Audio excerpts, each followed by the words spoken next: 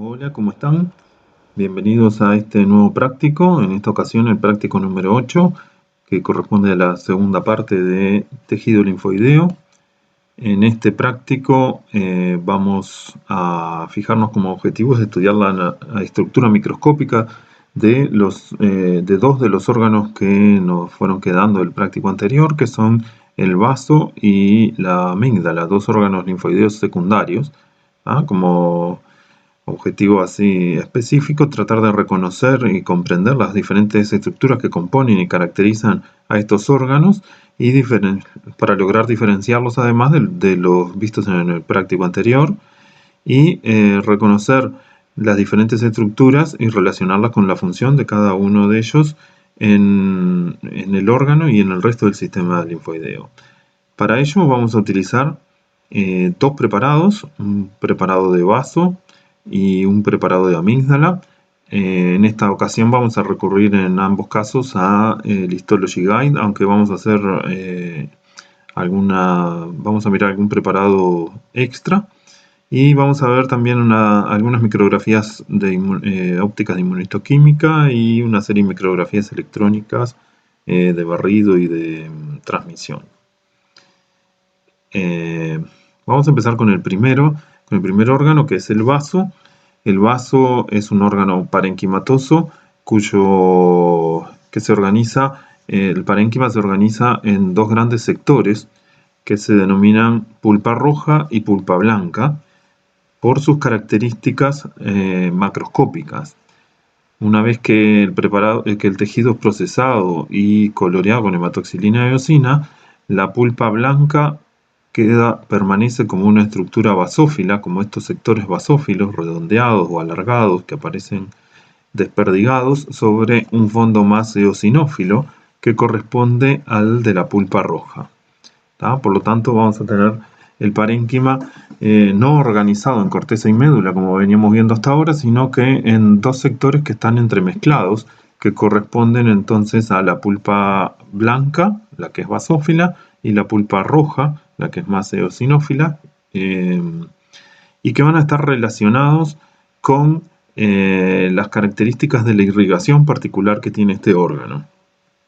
Para eso entonces vamos a tener que hacer un breve repaso de la irrigación del vaso para poder entender cómo se distribuyen estas estructuras.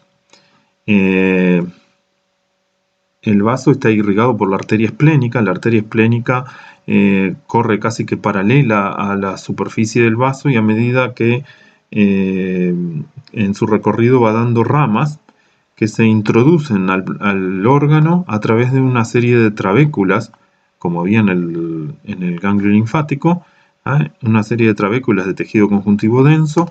Esas arterias reciben el nombre de arterias trabeculares. Esas arterias trabeculares recorren una distancia variable dentro de cada una de las trabéculas y en determinado momento abandonan la trabécula. Y en el momento en que abandonan la trabécula aparecen rodeadas, sus ramas aparecen rodeadas por una vaina de linfocitos, y la arteria queda localizada en la parte central de esa vaina linfocitaria. Por eso esta arteria se denomina arteria central. La arteria central va dando ramas y se va haciendo, su vaina se va haciendo cada vez más delgada a medida que va dando ramas, pero en determinados sectores esa arteria central, esa vaina linfoidea periarterial, forma estructuras nodulares o corpúsculos, denominados corpúsculos de Malpighi, que van a ser irrigados por ramas de la arteria central, ramas que reciben el nombre de arterias nodulares o arterias corpusculares, arteriolas son en realidad. Todo esto dentro de la pulpa blanca. La pulpa blanca en realidad es toda esta vaina de linfocitos que rodea la arteria central y que se asocia formando los corpúsculos de Malpighi. Fíjense que cuando la arteria central pasa en el sector donde hay un corpúsculo, la arteria central ahora no queda en el centro de esa vaina linfoidea, sino que queda sobre la periferia. Lo que queda más hacia el centro son sus ramas que van a irrigar ese corpúsculo y que recibieron el nombre de arterias corpusculares. en determinado momento la arteria central deja de dar ramas y pierde su vaina linfoidea, con lo cual pasa a formar parte de la denominada pulpa roja. La pulpa roja, que era la otra parte del parénquima, entonces recibe estas arterias que se denominan arterias pulpares y que se ramifican. De repente se ramifican en 4 o 5 ramas. Acá están representadas solo dos, pero son 4, 5, 6 ramas que toman el aspecto como de un pincel, y de ahí el nombre de arterias peniciladas. Y esas arterias peniciladas en determinados sectores están rodeadas por una vaina, pero en este caso la vaina no es de linfocitos, sino que es una vaina de células reticulares y macrófagos.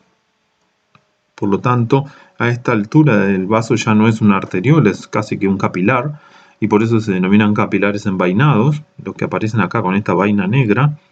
Y esos capilares envainados se continúan luego con un sistema de capilares gruesos, de gran calibre, capilares gruesos en el sentido del calibre, ¿no? Capilares de gran calibre, con una estructura muy particular que después vamos a ver, que se denominan sinusoides esplénicos, ¿ah? O senos venosos del vaso, ¿ah? Y que no está claro cómo es la comunicación entre los capilares envainados y estos sinusoides. ¿Ah? Puede ser directa, como está representado en este sitio, ¿ah? O hay quienes plantean que los capilares envainados terminan directamente sobre el parénquima, se abren, y con lo cual las células sanguíneas pasan al parénquima antes de poder ingresar de vuelta al sistema vascular a través de los sinusoides. Esto es lo que se plantea como la existencia de una circulación cerrada cuando el capilar envainado termina directamente sobre el sinusoide, y esto es lo que se conoce como la teoría de la circulación abierta, cuando el capilar envainado termina sobre el parénquima directamente y las células tienen que buscar los mecanismos para llegar a la luz del sinusoide nuevamente. Estas dos posibilidades existen porque se plantean porque lo vamos a ver en el preparado, fuera de los sinusoides aparecen células sanguíneas, ¿ah? Es normal que los leucocitos aparezcan fuera de los vasos, pero lo que no es normal es que los eritrocitos aparezcan fuera de los vasos, excepto en este órgano, que es el bazo, ¿ah? En donde los eritrocitos de alguna manera escapan al sistema de sinusoides, ya sea porque vienen circulando por acá y salen hacia el parénquima por una serie de fisuras que hay que vamos a ver, y luego vuelven, o directamente porque como la circulación es abierta, si se cumple esta teoría, entonces directamente son liberados en el parénquima y tienen que buscar los mecanismos para volver a la circulación. Estos sinusoides luego se van a unir y van a dar origen a venas pulpares, que están también en la pulpa roja, y esas venas pulpares van a drenar en venas más grandes que están otra vez dentro de la trabécula y que van a seguir el trayecto de la trabécula y van a abandonar el órgano para formar las venas esplénicas. ¿Ah? Si bien esto es un esquema y seguimos más o menos la circulación, en el preparado lo que vamos a ver son cortes de diferentes sectores, ¿ah? Y vamos a tener que reconocer cada uno de ellos, ¿ah? Vamos a ir viendo a ver con qué nos encontramos en los preparados, ¿ah? Para eso vamos a recurrir entonces al Histology Guide. Vamos al capítulo de tejido linfoideo y vamos a tener dos preparados para elegir, ¿ah? El primero es el que vamos a utilizar,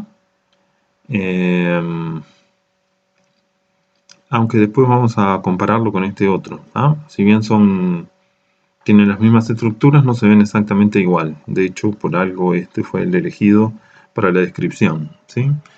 Si no me equivoco, es este. Ahí va. Acá tenemos el preparado el preparado a simple vista, en donde podemos notar rápidamente la organización del parénquima en pulpa roja y los sectores de pulpa blanca.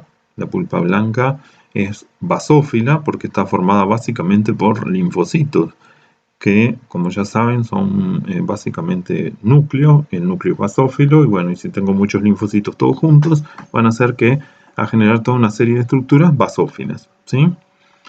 Rodeando el órgano hay una cápsula conjuntiva de tejido conjuntivo denso y regular, de la que se van a ir generando una serie de tabiques llamados trabéculas, ¿sí?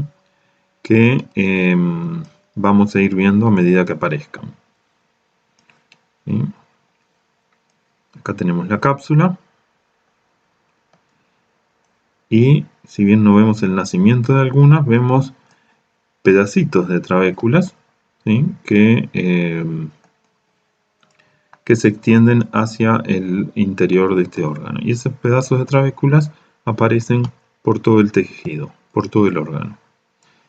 Algunas de esas trabéculas presentan en su interior estructuras vasculares fácilmente identificables. En este caso, lo que estamos viendo es una vena, una vena trabecular.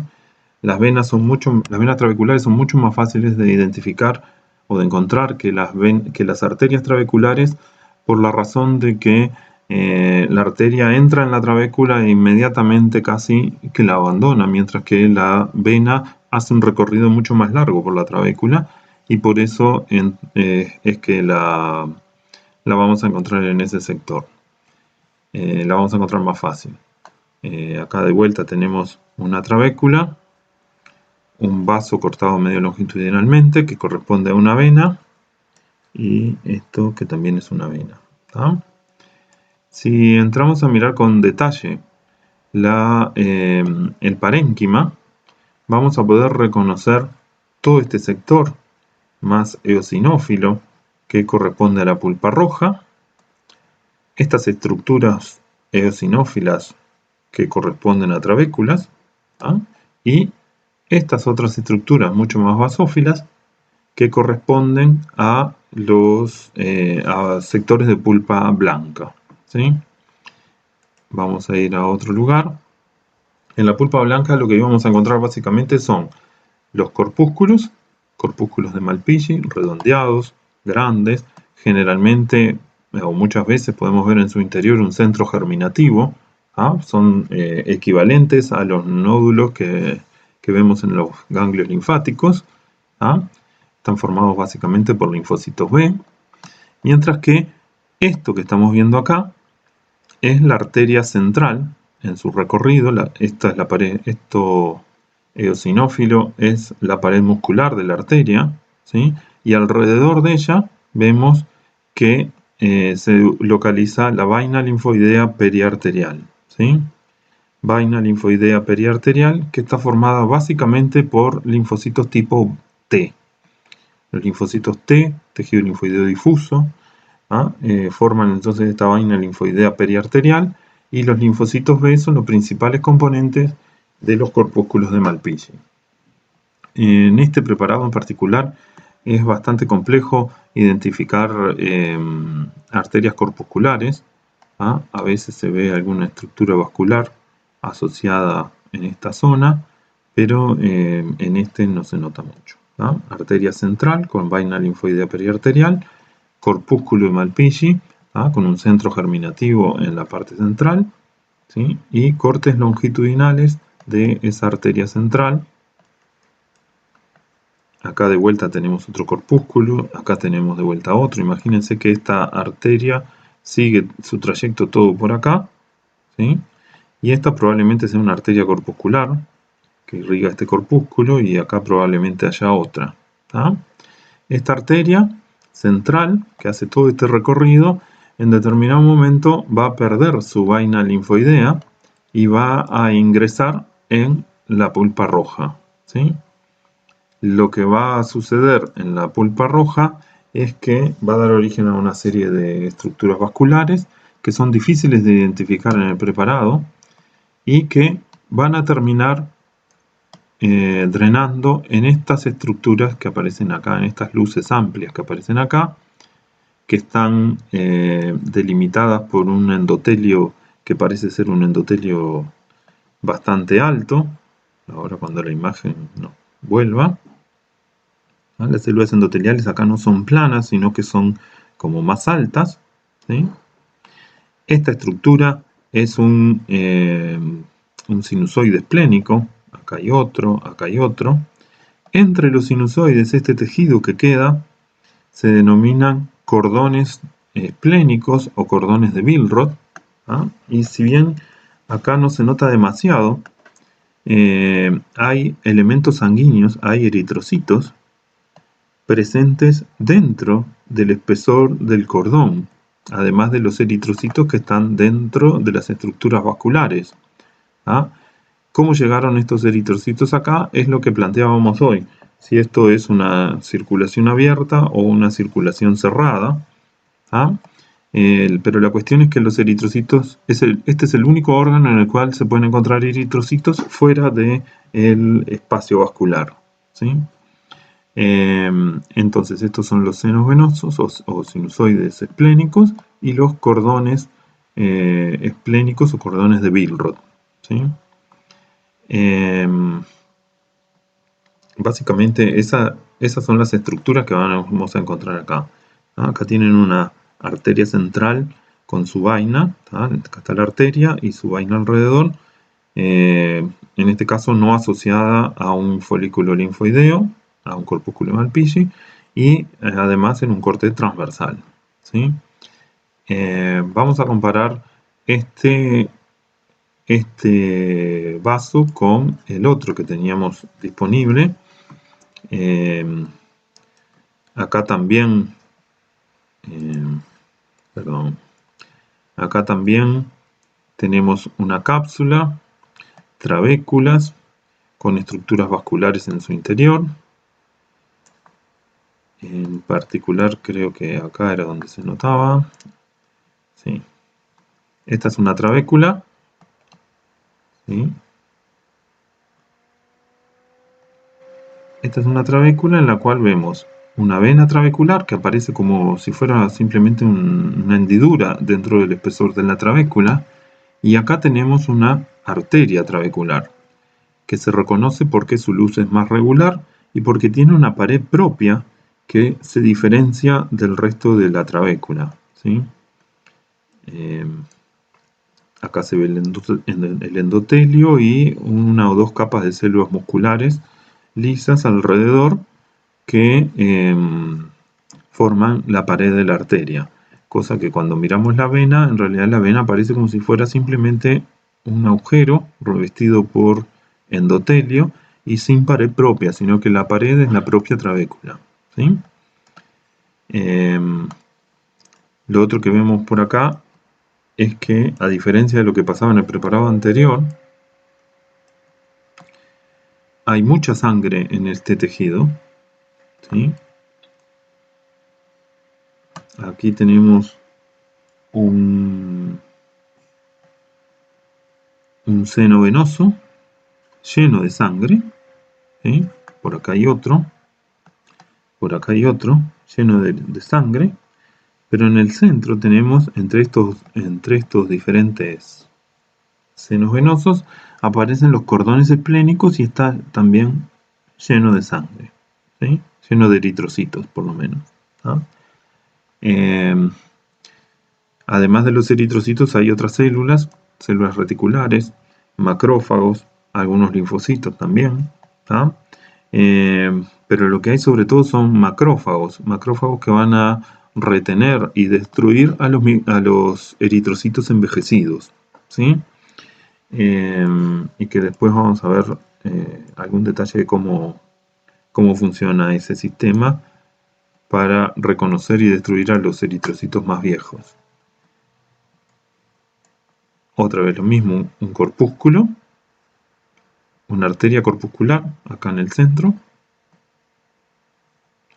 la arteria central, que cuando pasa por el corpúsculo entonces no es el único momento en el que no está en el centro de la vaina, Acá sí tenemos una arteria central localizada en el centro de la vaina. ¿Tá? Acá tenemos otra. Y así sucesivamente. ¿Tá? Ven que son bastante frecuentes la presencia de centros germinativos en cada uno de estos corpúsculos, aunque hay algunos que no lo tienen. ¿Ah? Y básicamente después el resto es más o menos lo mismo. A veces vemos la arteria central extendiéndose entre varios corpúsculos. ¿Ah? Y ta. Este preparado que estamos viendo acá es del microscopio virtual de la Universidad de Basilea. ¿Ah? Simplemente se lo quiero mostrar porque este es un vaso humano. También tiene básicamente las mismas estructuras, trabéculas con estructuras vasculares en su interior, varias, la cápsula conjuntiva, pulpa blanca, formando básicamente folículos y vainas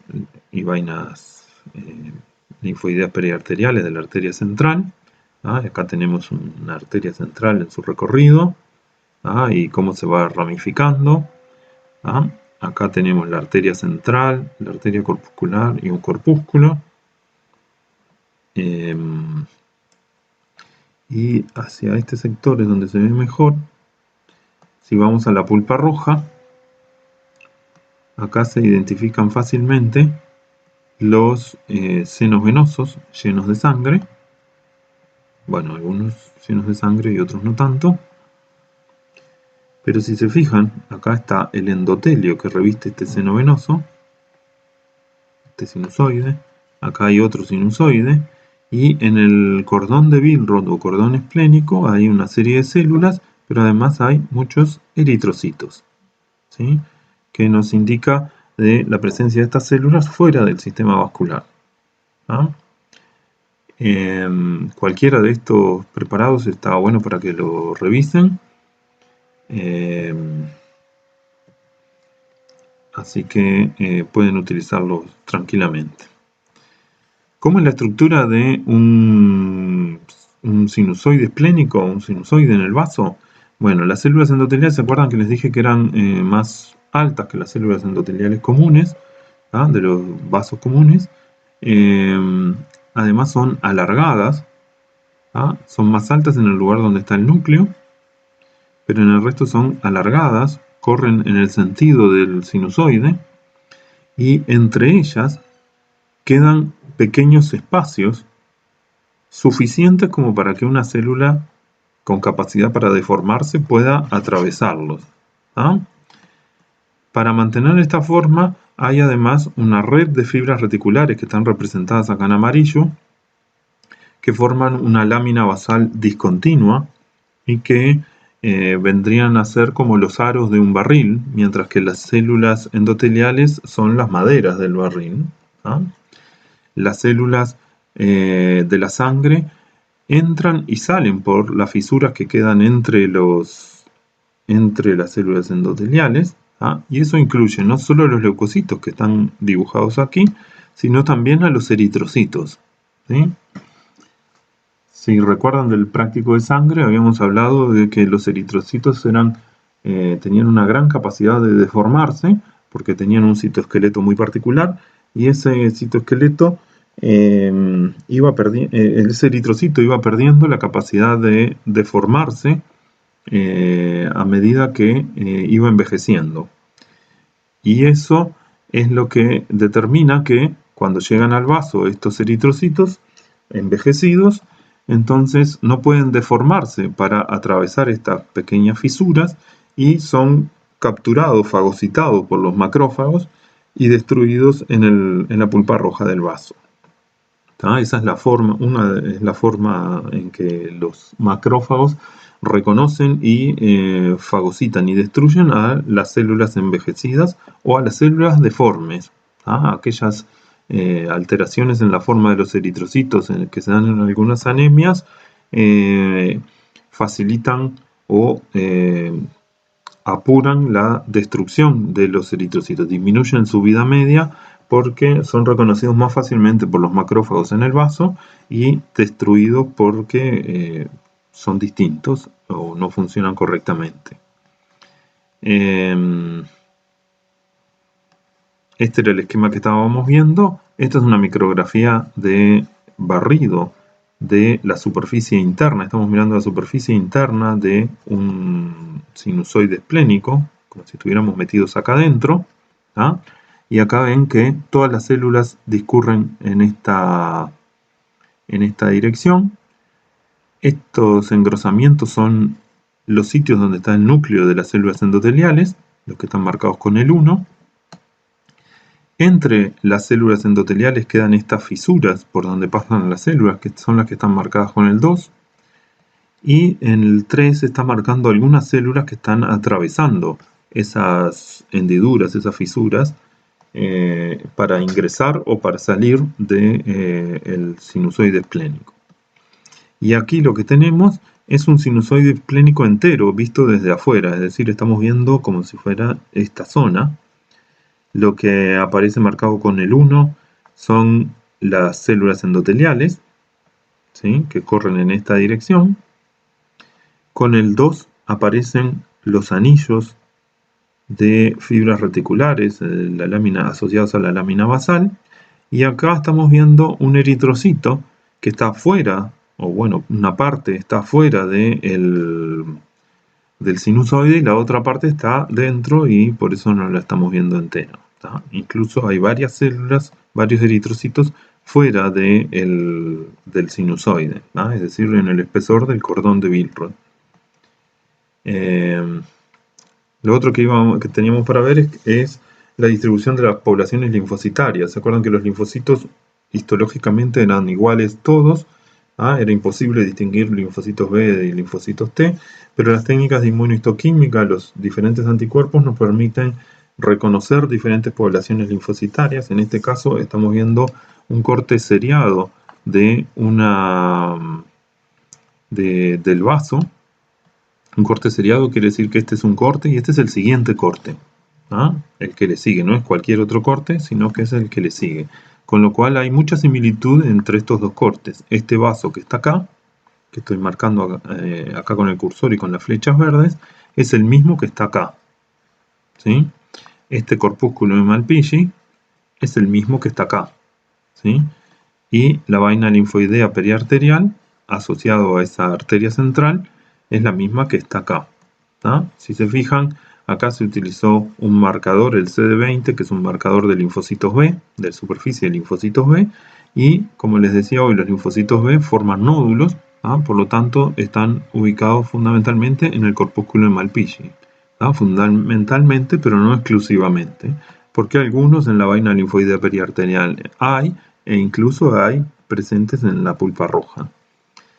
En cambio, cuando utilizamos un marcador, el marcador CD3, que es un marcador de linfocitos T, vamos a ver que los linfocitos T predominan fundamentalmente en la vaina linfoidea periarterial, que es un tejido linfoideo difuso, y son muy pocos los que están presentes en el corpúsculo de Malpighi. ¿Sí?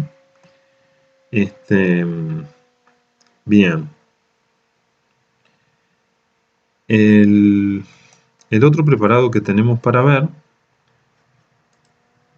es el de un órgano que forma parte del tejido linfoideo asociado a las mucosas, que son las amígdalas o tonsilas. En el Histology Guide tenemos dos, vamos a mirar este, porque es el que está mejor. Este es el aspecto del corte con muy poco aumento. Como ven, como todo órgano linfoideo, es predominantemente basófilo, porque tiene muchos linfocitos. En este caso lo reconocemos porque hay múltiples, lo que se notan sobre todo son los folículos linfoideos y está asociado a una superficie que está, a una mucosa que está revestida superficialmente por un epitelio estratificado plano. El epitelio estratificado plano, en este caso del paladar, ¿ah? Un epitelio sin capa córnea, un epitelio estratificado plano, sin capa córnea. Inmediatamente por debajo aparece el tejido linfoideo, en donde están presentes folículos linfoideos, es decir, predominantemente linfocitos B, pero también tejido linfoideo difuso, es decir, predominantemente linfocitos T. Esos linfocitos muchas veces infiltran el epitelio. ¿Ah? En el espesor del epitelio vamos a encontrar linfocitos. El epitelio llega hasta por acá más o menos. ¿Ah?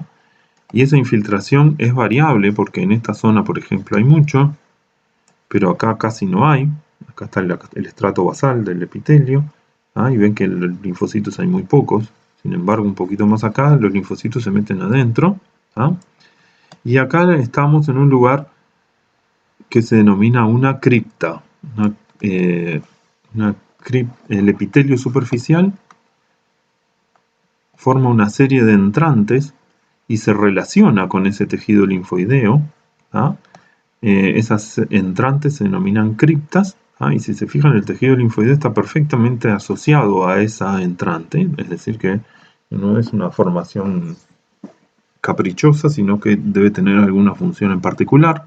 ¿Ah? Entonces, esto nos permite decir que lo que estamos viendo es una amígdala, un tejido linfoideo asociado a una mucosa, en este caso la mucosa formada por un epitelio estratificado plano, sin capa córnea, ¿ah? Y en donde una serie de folículos linfoideos y tejido linfoideo difuso están presentes sin una cápsula real, una cápsula definida que los delimite. ¿Ah? Estas son las características propias de una estructura, de un tejido linfoideo asociado a la mucosa, es decir, es un tejido, no es un verdadero, no tiene un límite neto, ¿ah? No hay una cápsula. Hay otros tipos de tejido linfoideo asociados a mucosas que podemos encontrar en casi que en cualquier parte del tubo digestivo. Acá hay una muestra de un nódulo linfoideo solitario en la pared, en la mucosa del esófago. Acá hay varios nódulos presentes en la mucosa del intestino delgado, infiltrando mucosa y submucosa. Son muy abundantes en el ilion y sobre todo en el apéndice. ¿Ah? Pero también están presentes no solo en el aparato digestivo, sino también en las mucosas de los aparatos respiratorio y urogenital. ¿Ah? Y lo otro que les decía, hay diferentes poblaciones linfocitarias presentes también en el tejido asociado en el tejido linfoideo asociado a las mucosas. ¿Ah? En este caso también estamos viendo los mismos marcadores que hablábamos hoy, el CD20 que marca linfocitos B, el CD3 que marca linfocitos T, es decir, tejido linfoideo difuso y tejido nodular. Acá se utilizó un marcador leucocitario general. Entonces todo leucocito se marca, no importa si es linfocito B, T u otro tipo de leucocito. Y acá hay otro marcador que es una proteína que se llama BCL2, que normalmente lo expresan las células de la región del manto de los folículos linfoideos, pero que también está expresada en muchos otros tipos celulares. Bien, entonces esto es más o menos lo que van a tener para ver en el segundo práctico de tejido linfoideo. Y bueno, cualquier duda que tengan, ya saben, disponemos de los foros para que planteen las dudas y vamos a tener una reunión en alguna fecha a confirmar a través de la plataforma Zoom. Así que nos vemos en algún momento, cuídense y aprovechen el tiempo, estudien. Hasta luego.